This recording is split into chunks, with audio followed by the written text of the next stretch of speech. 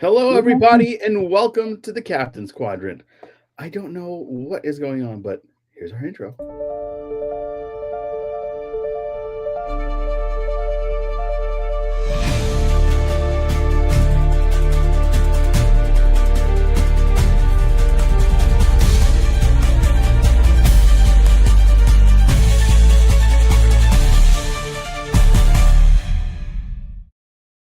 Again, I welcome you back to the Captain's Quadrant. We may be having another guest with us very shortly. Hopefully, he got some good news. We'll find out later. But yeah, man, we are excited. We are going to be diving into some ships, and we're going to get into starships, and we're going to get into alien starships, and we're going to get into all the Star Trek fun starships that we're going to starship about. How is everybody? You can't just use starship as a verb. You're not a smurf. Sure, I am. I'm short. I'm chubby. Halfway there. Just not blue. Hold your breath for about 30 minutes. Yeah. No, actually, I could put a blue light on. Anyway, we're going to say hello to everybody in the chat. We got Karen McLeod. Hello. Good to see you. Happy Friday to you indeed. Leticia, hello. Glad to see you as well. We made it through another one indeed. And My Figure Universe is here. I was promised 2 Jasons. And so much so he promised to me what? It was supposed to be 2 Jasons. Oh, phrasing. Yeah, no, there should be 2 Jasons. We're expecting the other Jason possibly shortly when he's momentarily hung up. There's the koala with chlamydia in his backyard that he's trying to get around. But yeah, hopefully he'll be here soon. Yeah, we'll be good. Hey, and our good Klingon friend Katala. Good evening. Good to see you. Yeah, well, let's not, as Jason would say, muck about.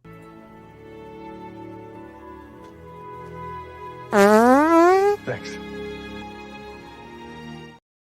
One thing about putting blueberries in a smoothie, it makes it like jelly. It's weird. I don't even know where that came from, but okay. Yeah, it's super random. Yeah, let's get into it. We're going to be talking about starships, and of course, I had to jump into one because per request. One so much a Klingon ship, the B'Rel Klingon bird of prey, most famously used in a lot of Star Trek, but one of my favorites is Star Trek 3. Now, yes, hopefully I get this right. Klingon bird of prey, sir. She's arming torpedoes. Fire.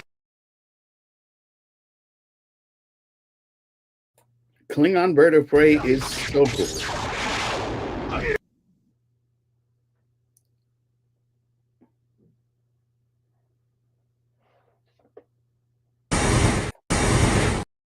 Yes.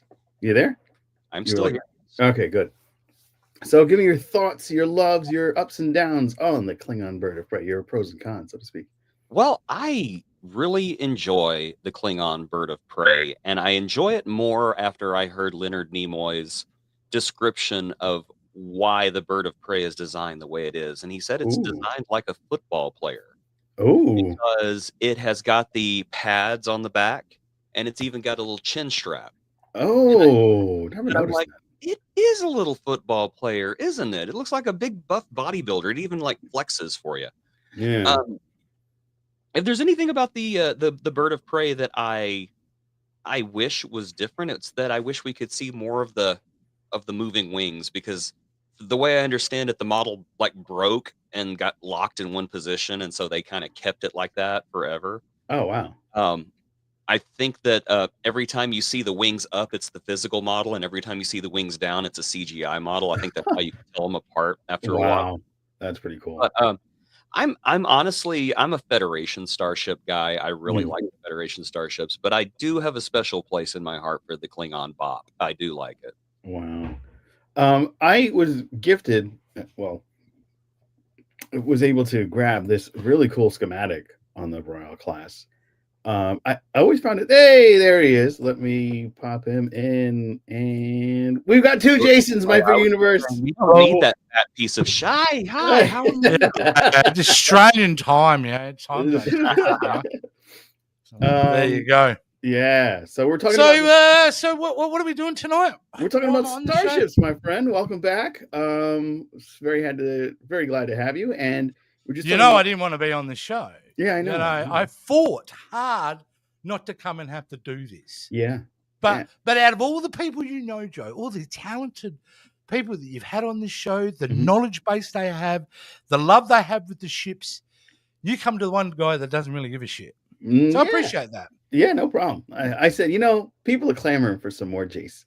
So Me just bitching about stuff. That's yeah. If you guys are with us for the first time, you should check out our collaborative video with the Jason Roy Gaston channel, where VHS Jace is the old man yells at Trek. And he's I put out 2 videos so far, which has been fun. What was the first one? It cost too much. And the second episode titled "I Hate Shiny Floors." I hate shiny floors. I do. Go watch the video to know why. Yes. Go check that out. You can check it down on our collab section, and it is glorious. So we were getting. Sorry to interrupt. Where were you? Yeah, we were getting into the schematics of the bird of prey. Oh, great! I don't care. Great. We, of course. I've always wondered what the Klingon toilet looks like. There's a lot more than what I thought there would be.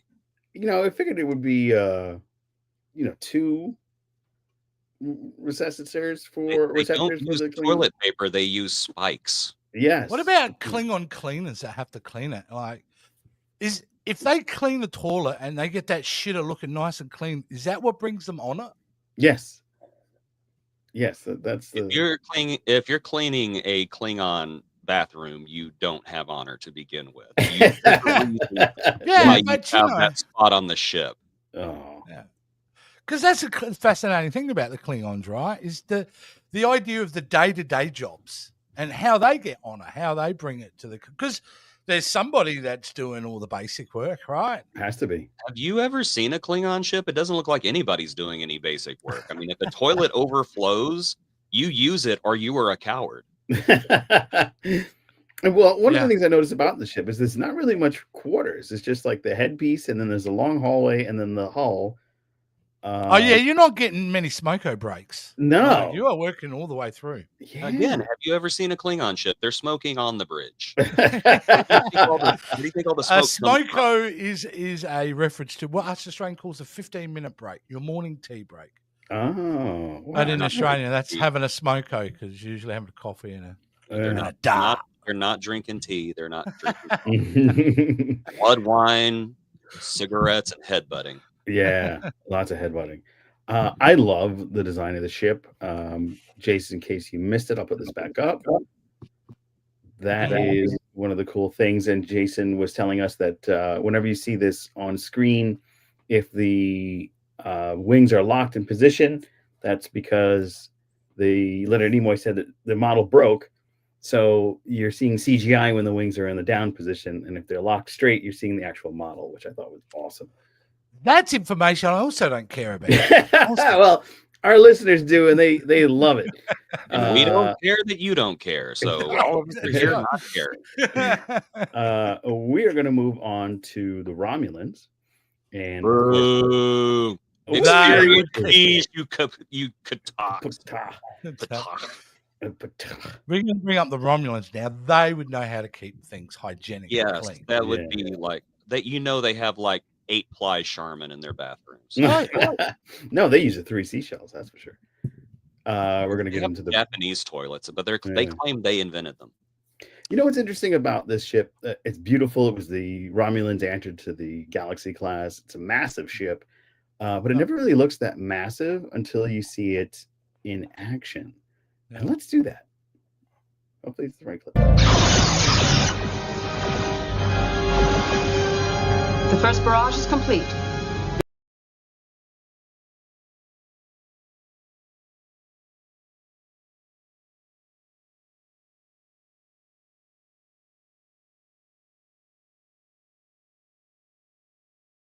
Yes, I absolutely. What would you say, Jace? I said it didn't look very massive, but then I saw the little starships flying. Is that last scene where the ship kind of goes on the side? Yeah. I read a novel one time where Captain Picard outmaneuvered the Romulans by actually parking the Galaxy class Enterprise inside the hollow part of a Romulan group. That's clever. Shoot at it, and I was just kind of like, is it really that big? And then I looked at some schematics. I'm like, oh, dang, it really is that big. Massive ships. And then you have the their warbirds, which are pretty interesting, but more sleek and thinner. And you don't like that one either. So do you not like the Romulan ships at all? I like the one from Next Generation. I like the one with the big empty spot in the middle, just because it's cool looking. And to me, the ones that we saw in Nemesis were just like, bleh. I would rather have seen the TNG warbirds again on the big screen than see whatever the heck that was supposed to be. They are audacious, and the idea, don't they run on a series of microscopic black holes or something? Yes. Isn't that their engines? Yes. Interesting. Yeah, And which is pretty. It's pretty ballsy, right? I Yeah. mean, like you're like, it'll be totally fine. What could happen with all these microscopic black holes? Why are my clothes being ripped off my back? What's going on here? Has anyone seen my dog? And isn't that why like the planet blew up or imploded rather? Because they kept messing around with black hole technology. And I don't think they fully explained that. Mm. There was something called the Hobius supernova, and it like destroyed several systems. So I don't know. That's information no one will need to know about anymore. We'll talk about that later. Of course, this was a ship that was in my beloved Star Trek Nemesis. Romulan warbird decloaking directly ahead.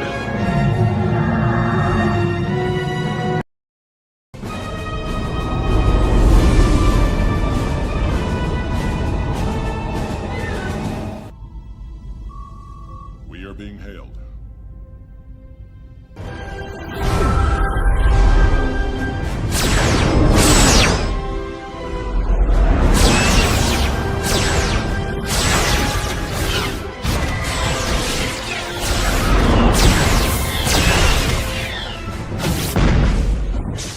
Now, for copyright reasons, I won't be playing all of that, but I was about to say, how does this video not get copyrighted?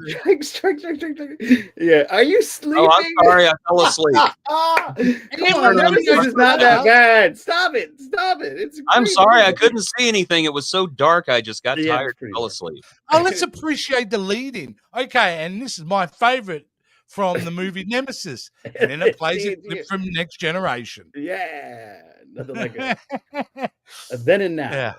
Retrospective. I always thought the scimitar, which was the, I guess, predator, the hyped up bird of prey, was an incredible ship. It did its thing. It held up against the Enterprise E. It held toe to toe, if you ask me. I think if it didn't have that weird weapon, it probably would have won.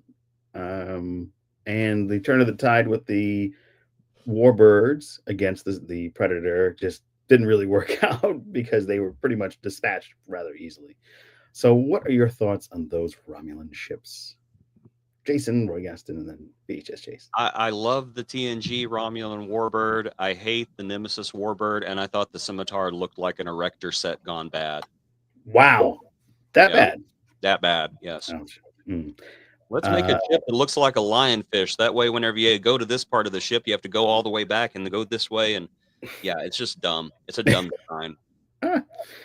VHS Chase. I would have no memory of those Romulan ships from Nemesis because I have done very well to block that crap out of my mind. So, yeah, that's how I feel about them. A lot of love. Even that scene that you showed reminds me of the dullness of that movie. Really? Even all the puberty? The depressing dullness of that movie. I'll put it this way. In Star Trek II, The Wrath of Khan, every shot that the Enterprise took or the Reliant took mattered. It was important. In Nemesis, it's just like pew, pew, pew, pew, pew, pew, pew, pew, pew, pew, pew, pew, pew, pew, Great point. pew, pew. Everything's dark. All the ships are ugly. I love the Enterprise E. And just, it was just there. Oh, and it's all with a neon green puke background. Yeah, that I was going to ask you, why did they have the neon green background for like Because the Wrath of Khan had a nebula, therefore fans will love this. Really? That was the only It is reason as behind it? simple as keeping the color scheme motif for the Romulans. So Mm. everything is green in it. The only thing missing was some of the code from the Matrix in this movie. Just doo-doo-doo-doo-doo. It's so green. Yeah. Our last ship that we're going to look at, and then we're going to dive into some really fun Trek news. Ooh. Yeah, I know. I'm You're excited about. hankering for that. You're hankering for that. Yeah. And I didn't think it wouldn't be fair if we didn't talk about another beloved species, especially after Deep Space Nine, and that is the Cardassians and their Cardassian Gaylor class. Yes, the lollipop ships. The lollipop ships. I always thought they were like those lizards that kind of the fish that also fly in the air. Those Flying fish. the flying fish. Yeah, they kind of had that schematic look to it. They look like spoons that you would get free with a snow cone. No, yeah, they've got a spork feel to them too. One end, and you kind of got a spoon in the other end. They look like something you would have to get removed in an emergency room after sticking it somewhere it wasn't supposed to go. Wow. Okay, let me ask this question. Go for it. Only going where The no Cardassian Cardassians ships, Mm-hmm. are they noteworthy for the fans out there? Like, is this ship design iconic in the? I think so because Is it? yeah, because look, the thing about the Cardassian ships is you looking at the ships like, oh, okay, whatever, but then all of a sudden you see the ship fire, and when that ship fires, and I'll show you.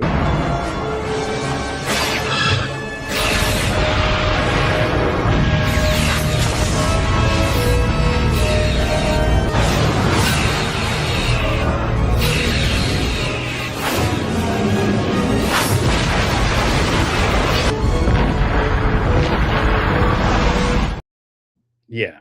It's so copyrighted. No, It's no, like we're a good. stingray and a skateboard had a baby. Yeah, I But that like how the firing beam scene- like follows a little bit. Yeah, I get it. I get it. That's cool, man.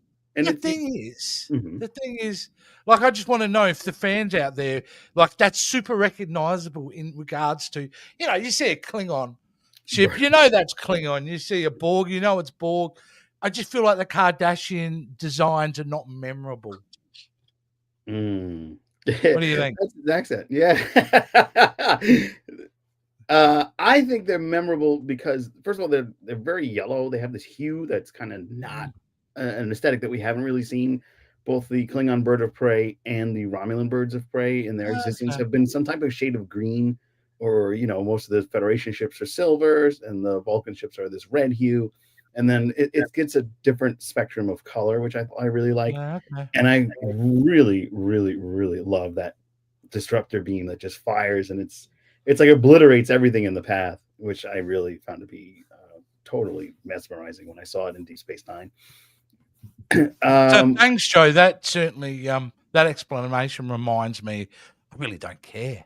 All right. Well, let's get into I'm that. trying. I'm Yeah. really trying here. All right. Well, we're gonna go. Don't give a shit. All right, we're gonna say hi to the people in the chat, and then we're gonna go talk about the news.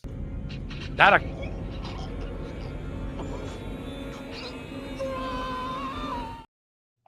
All right. Listening to Jace complain about how he doesn't care about ships reminds me of the Unicourse episode of Bluey. He says, and why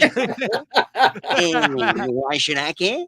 Yeah, it's true though. Why should I care? He should care because it's Starships. Okay. Crabtree should not play video games. Hello, that's a really cool. Looks like Peter Falk in the in the maroon. and Yeah, the monster maroon. That's pretty cool. And welcome to looks the like Captains it. Quadrant. Yeah, I love it. Love your One icon more there. thing. Have you changed the prefix codes of your ship? I'm just Yeah. What do you mind telling me? He says, I love how the contrast in the movie area Enterprise is pretty much every way. Very cool. Karen McLeod says, I always thought they looked like a bird wearing a sombrero. I got you now. That's kind of cool. Katala says, she is glorious. She is a glorious ship. It's the only Klingon ship that can take off from planet side, and it can fly in the atmosphere. The Klingon bird of prey has a redundancy system as the way it is built. See, have look you at ever that. tried to land Why? a Voyager class ship? I bet you a Klingon has tried at least once. Yeah. I can land this. I have honor. Oh no, my ship is broken. were you Even gonna say, though I Jason? come onto the show late, I didn't get a chance to talk about it. That is actually one ship I do like. Yeah, the Bird of And Prey. it comes from the love for the movies, right? 3 Yeah, and 4. correct. Because I And 6 and 6. and 6. Yes. Yeah, And countless episodes of TNG, DS9, and Yeah. probably even Voyager and But Enterprise. it is, I mean, besides the Enterprises, probably best looking ship. yeah, I agree.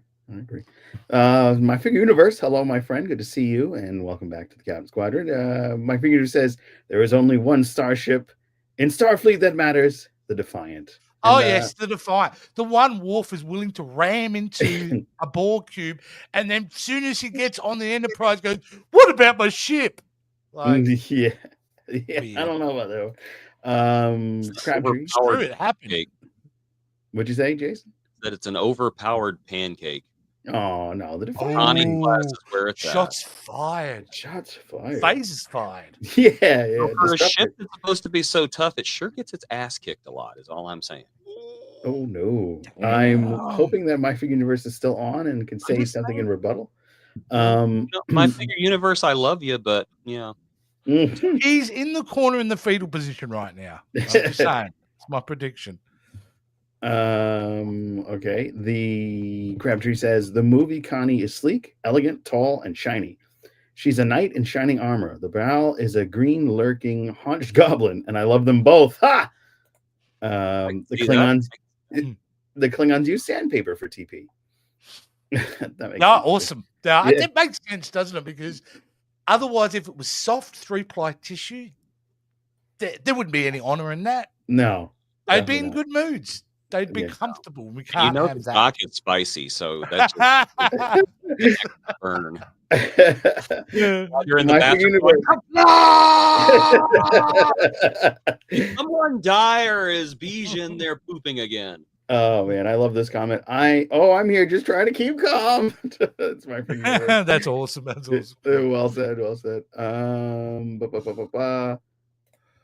The bird of prey has 3 wing settings. Oh, cool. Yes. So This it's setting, Yeah. in this setting, and it's I like the YMCA. Yeah. no. I love the one when it's kind of like cupped. It looks like it's about to do some serious damage. I always love that. Whenever it's doing the flexing position. Like, "Grrr." Yeah. So in the come ship, at me, bro. come at me, bro. Tar cages, barrels of gach, and blood wine. That's what's on the Klingon ship.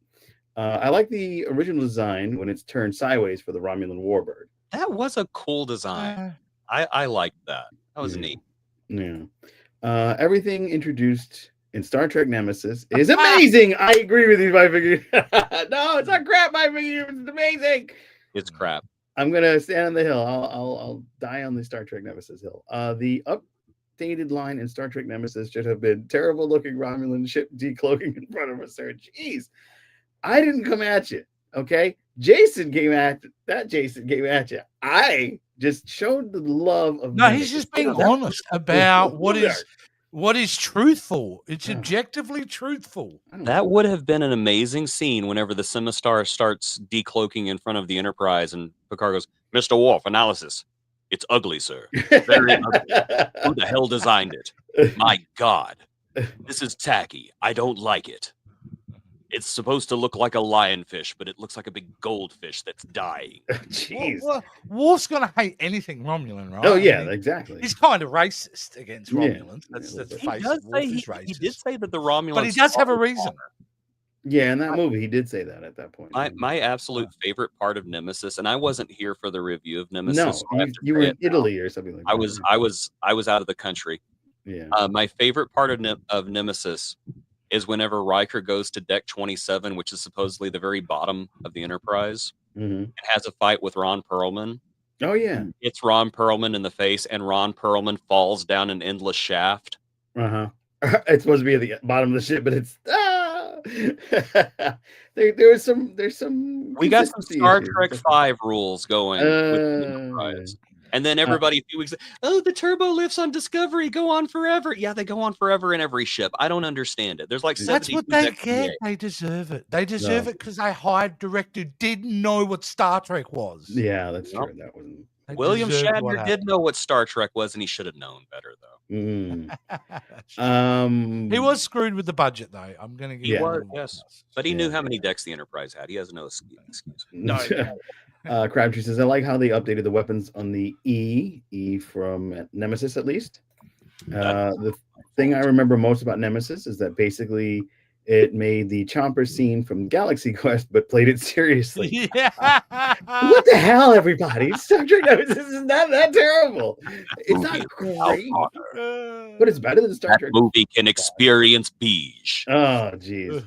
The Cardassian symbol for the entire species is the Galor class, which is making the Federation ship in the TNG era look like a combat. It's true. Chris, good to see you, our friend. The Delta symbol on Star Trek is designed after the Delta class starship that is pre-Enterprise. So there you go. Well, there we go. My friend says technically the Klingon ships are actually Romulan ships. Some of them. Some of them, yes. Some of them, yeah, totally. I might be the minority, but I actually like Chris. That's why we're friends. He actually likes Nemesis. Thank you, Chris. Thank you. You're not. I might be. You're definitely in the minority. You're in good company. I'm looking right at the camera. You are good. You're in company, whether it's good. It lost to a J-Lo movie. Debatable. No. It lost to a J-Lo movie. It is Peter Falk in Monster Maroons. Very cool. I love your. Mad respect for that. Yeah. Let me ask you something. Why did you not use the disruptor setting to destroy the bodies? Crabtree says, well, Worf doesn't have to explain to Cisco what happened to it if he's dead. That's why he said that. Very cool. The Defiant can take one heck of a beating that most standard ships wouldn't survive. Good point. Good point. How did the second battle of Chintaka go again? Say that again. How did the second battle of Chintaka go again? I don't remember. Let's see. Neither does the Defiant. Oh, but it came back at the end, and it was the hero ship for the end of the series. So I think you mean the Sao Paulo came back, and they just like, yeah, you're the Defiant now, but I'm the Sao Paulo. You're the Defiant now. You wouldn't do this to the Titan. Crabtree says, Worf, the design has no honor. The director thought that Geordi was an alien. Yeah. I forgot about that. And he kept calling him Laverne, apparently. Yeah. What is going on, Sylvan Blackstock? Good to see you, sir. Check it in, Joey. All right. So we are going to fire at Will because we have some news to chat about. Fire at Will.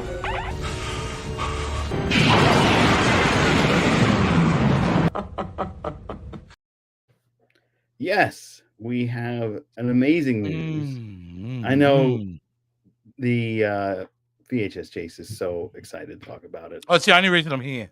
Yeah, he sat through these Starship discussions just so that he could this stuff. Yeah, just so he could talk about the news. And that news is that they are scrapping all plans. No more Star Trek 4 from the Kelvin universe.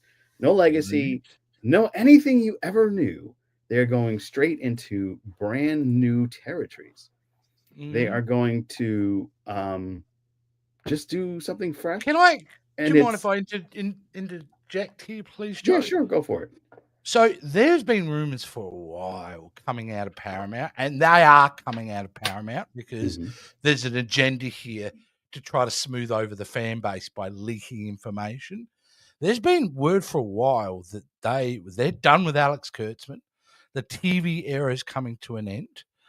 Certainly, we know about Star Trek. Yeah, they've been talking about a clean slate for a little bit.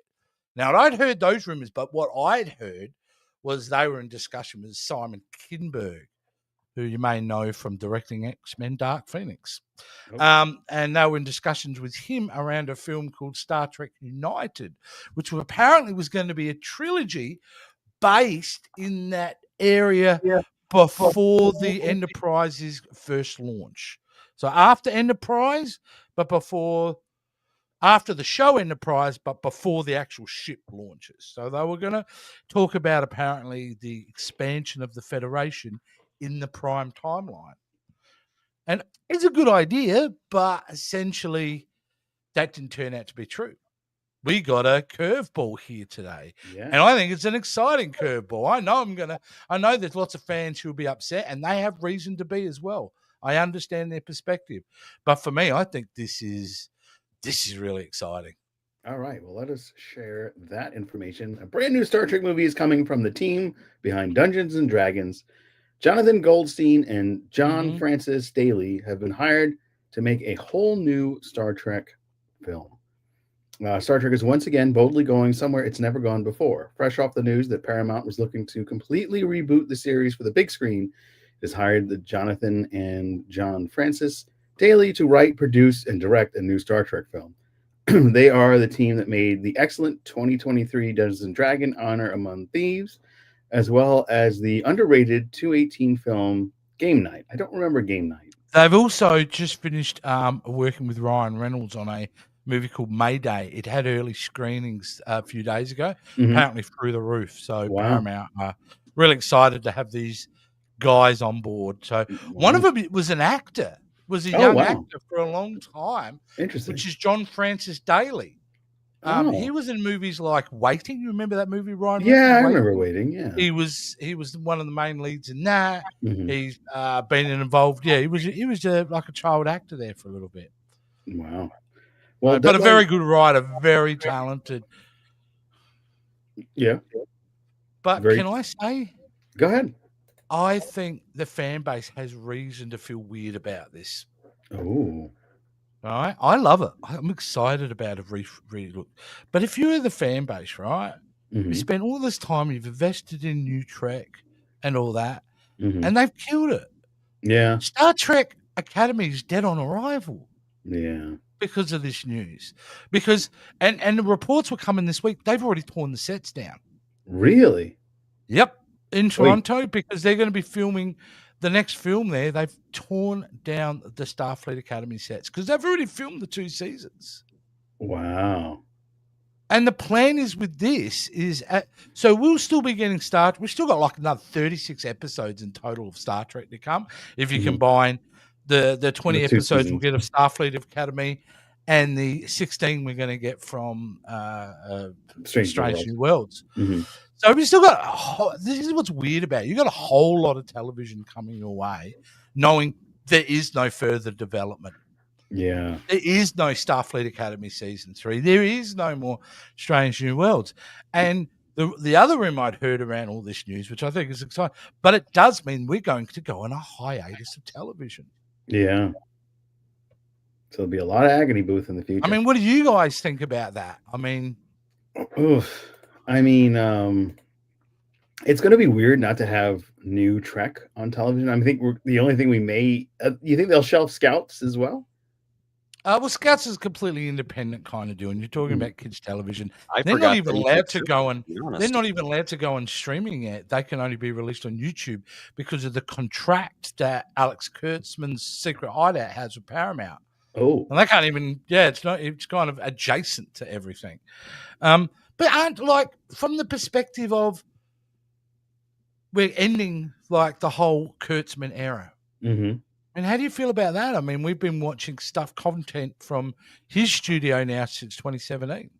And I've had major issues with shows, but I've also loved a couple of things he's done. Yeah, I mean, under his banner, like Lower Decks and Lower Decks is Season 3. Yeah, so it's kind of a weird thing to do with fans because you've asked the fans to reinvest in all these new characters. Right over the time, and now you're cutting that throat, and we're going. None of that matters.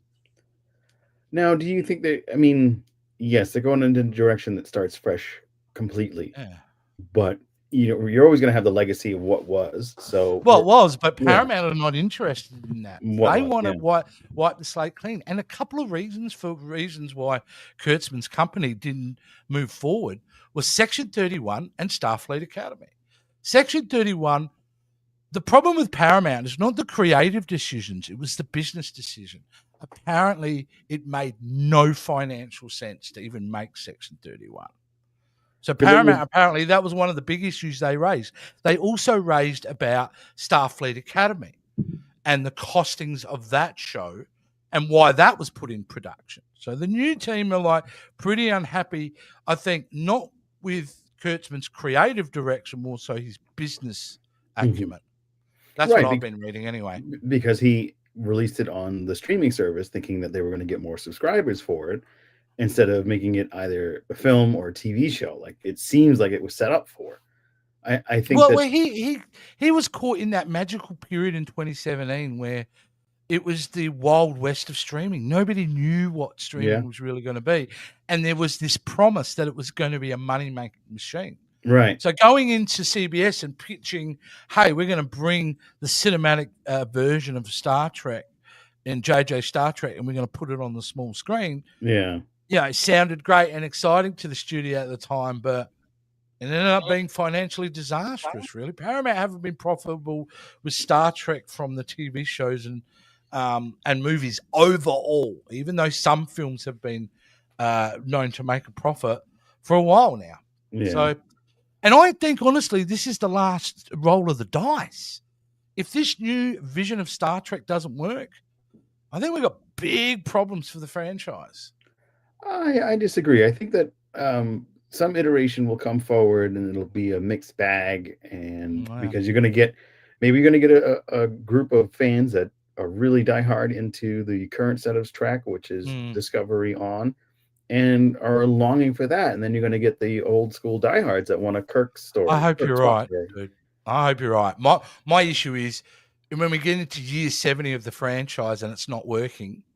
You know, sooner or later, this era of IP idolization that we've all lived through and we all love, like Star Wars and Star Trek, and keeping the IP going again and again and refreshing it, we as a planet are going to get sick of that sooner or later. We're not going to want those stories anymore.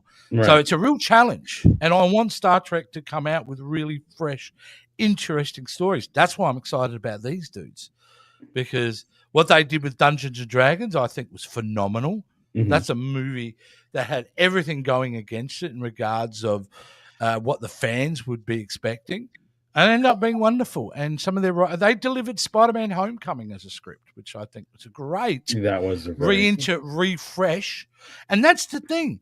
They came in and did that first script, which is the third attempt at a Spider-Man.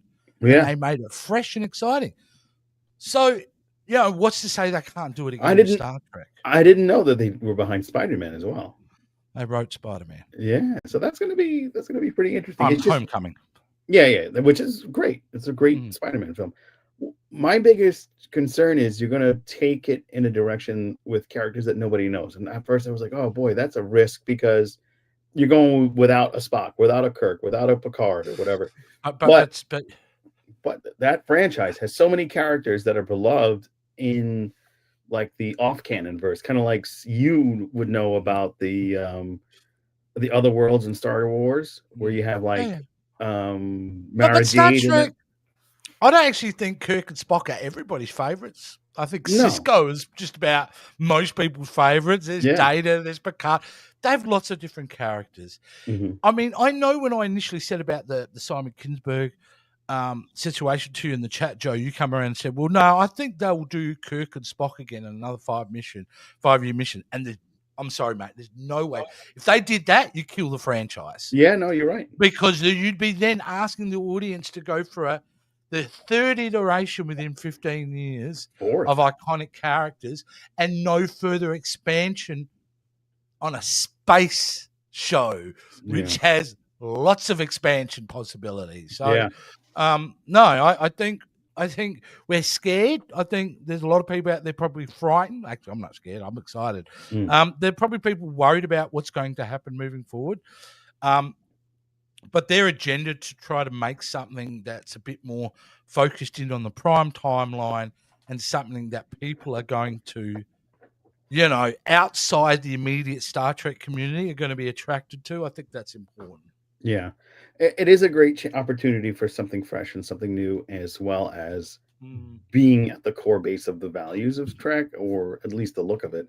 And I'm excited for that because, you know, there's a lot of things that we've always wanted, like a Sulu show or movie, a Enterprise F show or movie, an Enterprise B where it got lost for X amount of years. You know, we always wanted those things, you know. Yeah, they're going to come back and like all the Kurtzman stuff, even though Paramount have got the philosophy of wiping that away at the moment. Yeah. You're right. It lives forever. And just like the prequels of Star Wars, people are going to find and love it. Mhm. But just before I let Jason, because I think Jason... Yeah, he looks like he's got a lot to say. He's got a lot to say. Mhm. I just want to finish with this, is if it was me, there would be 3 things I'd be doing with those new filmmakers visually. Firstly, I'd widen the screen. I'd get rid of the widescreen, make it taller. I want a taller frame. I'd only film exterior shots in the real world, no more AR, and I would lock the camera, meaning I wouldn't have a handy cam. I'd lock that camera down. There are 3 things. If they did them, I think you would find a real interesting visual style that people would be familiar with, but would seem fresh again. So, yeah. There you go. Jason Roy Gaston, now is your time. I have no strong feelings. Really? No, I do. Honestly, I don't know what to think. I really don't. I'm excited over a new chapter starting, but at the same time, the whole idea of wiping the slate clean kind of leaves a bad taste in my mouth, because I like the slate. I like the history. I like the characters. So if this is like we're going to just go over here and do something in the same universe, I'm all for it. But if it's like, we just Crisis on Infinite Earth the entire Star Trek universe and we're starting over, I don't know if I like that. So that's my major hang up right now, is that I just want it to be respectful of what came before. That was one of the things that I thought was genius about the 2009 reboot, was that it was its own thing, but at the same time, it's like, yeah, the Prime universe is still going on. It's still going strong. We're just playing over here. Do something like that. Even if you don't make a new universe, just say, yeah, we're just playing over here, but all that other stuff is still happening. I would be fine with that. I'm not totally wild, because I always had hope that somehow, some way, Star Trek Legacy was going to happen. I guess I need to get rid of that pipe dream, because I guess it's not. I personally think they would make really good motion pictures. I agree. I just think that, yeah, it should have been given its due chance. But I'll stick around. I'll watch. I'll see it before I make any judgments, because I think that's the best thing that anybody can do. I'm just a little bit guarded because I've been hurt before. They touched me in the bad place, man. I think Legacy's still a chance. I actually think that will be the first TV show. Oh, wow. Because they kind of hinted at the fact that they're not trying to do something sequentially in regards to story. So your films can take place in one time era at a time, of course, and your TV show can do another. And you know what? Paramount really want Legacy too.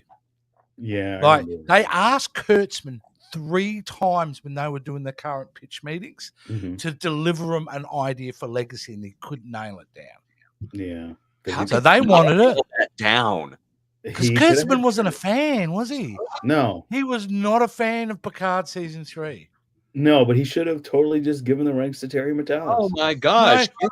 Give the fans what they've been asking for? I don't know how to do that. I know, it's odd, isn't it? And that's one of the reasons he's lost the contract on. Yeah.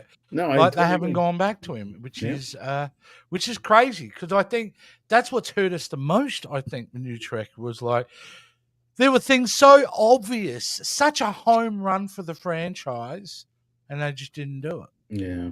So it's a wreck, and it's a shame. There was and then when they were given the opportunity for home runs, they screwed it up with Strange New Worlds season 3. Oh. Because the first, and that's just the truth, But again, if you're somebody who's invested and has loved this era of Trek, it's a slap in the face to you. It really is.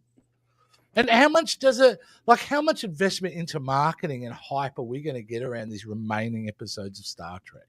A lot. I don't think we will. I think you'll see season 5 dump, where they'll just dump season 5 of Strange New Worlds. I think the only thing that I don't think they're going to spend a lot of money on Starfleet Academy until they get like feedback on it. Yeah. Like whether it's any good or not. And we don't know. And I think if I was working on Starfleet Academy, I'd be pretty annoyed. Yeah. I'd be like, man, you've shot us in the head before we've even had a chance to show our worth. Yeah, exactly. That's really going to suck if Starfleet Academy is like the greatest Star Trek show of all time. Yeah, exactly. Like, but I can guarantee you, Jace, Paramount will flip immediately. Get those sets rebuilt. Yeah, it's all about this. So if it does well, you know. But they've seen a lot of the episodes, and apparently the feedback has not been good from the studio around it. Ooh. Apparently they were up to nearly $11 million an episode. Good Lord. Well, that's no good. That's obscene. Too expensive. Yeah, it costs too much, which you should go check out on the Jason Roy Gaston channel. Yeah, and see the collaboration down expensive. Yeah. Shiny floors. Don't like and shiny floors. I don't like shiny floors. Go watch it, and you tell me I'm wrong. Right, go watch it, tell me I'm wrong. Mr. Crabtree says the people who made Dungeons and Dragons seem to have a deep understanding and love of the lore, at least. So that movie shouldn't have worked, and it ended up being one of my favorite films of the year. It was an incredible movie. Yeah. This feels like when Star Wars Expanded Universe books ended, and when Star Trek novels ended. Yeah, we're coming to an end of an era. Heck, there's even people who like Nemesis. Yes, like Chris and myself. We're in good company. Chris. No one who matters, though. Wow, no more Spock, no more S&W Connect. I'm shocked. Oh, wow. They need more episodes a season. We are losing so many of the little character moments that were so wonderful in TNG and DS9. This is 1,000% correct. No show with only 8 or 10 episodes a season will give us Data's day. One of the things I mentioned in that it costs too much is around that there is no reason why you can't cut these budgets in half and double the episodes. If a Star Trek episode is costing any more than $2 million an episode, there is something fundamentally wrong. Well, this certainly isn't Greg popping in on a different channel, which I assume it is, and I'm assuming there may be a plug for the Austin Powers review on the mighty new show that you do. Oh, yes, Random Cinema. You can check out Random Cinema on Spotify. You can find it on YouTube. Yes, our latest guest was the man himself, Joe Dove, who was given the choice of the year 1997, and of all the films of 1997, he chose Austin Powers. Love that I movie. think was a good choice. Thank you. I think was a good choice. Thank you. I love it. It was a fun episode. Go have a listen. Yes, definitely. Real fun. I'm learning from you, Joe. I'm getting better at this. Yeah, you're plugging this. I got to do it. But of course, don't forget all the amazing content over the Jason Roy Gaston channel. Yes, because that's where it's at, and we are creeping up to nearly 40,000 subscribers over there. There you go. So which is pretty exciting stuff. Something to be very proud of, because I consider Jason makes no effort to get to that number at all. He does nothing, guys. And I'm doing a lot, so make sure you subscribe. Check it out. If you're not subscribed here, be sure to subscribe. You need to go to the Jason Roy Gaston channel to check out how much of nothing he's doing, because he's all over it. There's a ton of nothing there. That's awesome. Go check it out. Yeah. He's funny. I'm annoying. So it's good. It's good balance. And of course, we were talking about Star Trek. One of the reasons why we were talking about Starships. We're going to wrap this up tonight, guys. I appreciate both of you guys hanging out with me. It's so good to flow with my buddies, Jason and Jason, not a law firm. There is going to be more fun on that Jason Roy Gaston channel, including a major episode of Predator that's going to be coming out pretty soon on the VHS Vault / 1 week later. So it's going to be a lot of fun. Predator, it's something completely different. Yeah, not what? Oh man, I wasted 3 days watching all those episodes. And be sure to come back next week, because one of the reasons why we were talking about so much Starships is we have the distinct honor and pleasure of hanging out with Doug Drexler in section 31.5. We are dropping that amazing interview next week. It is going to be so cool. Yes, it cuts off. I don't know why, but that was amazing. He is a true gentleman. He's doing a Kickstarter as he's trying to get his documentary out there. So be sure to join us on Monday at 8 p.m. for the Doug Drexler interview. It's section 31.5 with Jason Roy Gaston and myself. because we have questions. Okay, I just want to say Happy Thanksgiving, Merry Christmas, and Happy New Year to all the Yes, this is it Captains for Quadrant folks. you. That's I'm done. I need a break. Yeah, This no, we get it. We get it. It's so much to do. I need Mhm. to go on a break to get away from it all. No, Yep. yes, I'll be back for Starfleet Academy. Because you could yell at January Trekkie then. 15th. Oh, maybe not. Look, I'm hoping it's good. I'm All right. lying when I say that, but no. I do want it to be good. I don't really want to every week have to watch something that gets me angry. I don't think it will, because Paul Giamatti's on it. It's probably going to be pretty good. Well, I shouldn't really say anything, because if I'm wrong and I hate Robert it too, I'm gonna be like, Picardo, that's all I yeah, care the about. great Robert Picardo is going to be. Bro, As soon as he gets on screen, I'm licking the TV. I'll be licking his face every time he's on screen. When you see Robert Picardo do this, you know what he's doing. Oh my god, that's going to be a lot of fun. Well, thank you everybody. Thanks for listening. Thanks for watching. If you are listening and you're wondering about all those video cues, be sure to go check out our YouTube channel, Captains Quadrant. And if you are watching, be sure to check out the audio version, because there's little bits and pieces that you might have missed that were here. And we want to just take a minute to say, hey, thank you so much. Please give us a rating, 5 stars if you please. And to our patrons, Holly Mac 79, Johannes Borg, thank you so much. Denise Hill and Amy Barbosa, thank you so much to our patrons. What? We will see you soon. What's up? Your wife doesn't count. No, she does. But it's Teddy's handler. She doesn't want to be done. All right, guys. Crabtree, thank you so much. I love this comment. This was fun. I'm definitely subscribing. I'll keep watching in the future. We'd love to have you. Thank you so much for joining the Captains Quadrant. You're not going to regret it. I promise. Take care, everybody. I'll regret it.